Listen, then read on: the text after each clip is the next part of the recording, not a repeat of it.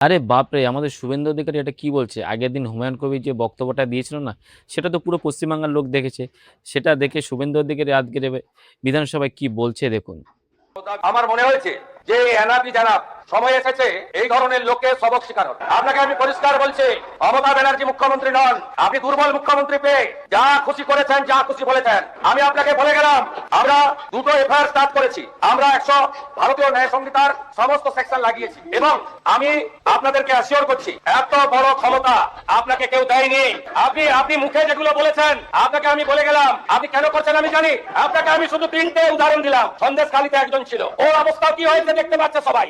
আরেকটা পুষ্পা ঢুকে গেনি, এমন ঢুকেছে খালি পায়ে, ছোট প্যান্ট পরে, কান ধরে উঠবস করতে করতে যাচ্ছে। আপনাকে আমি বলে গেলাম, পুলিশ তার ব্যবস্থা নেবে। আর আমি 1 সপ্তাহ পরে মুর্শিদাবাদে যাচ্ছি। আমি প্রমাণ করে দেবো, ভারতবর্ষের সংবিধান আইন শেষ কথা বলে, কোন বাপের আবার শেষ কথা বলে না।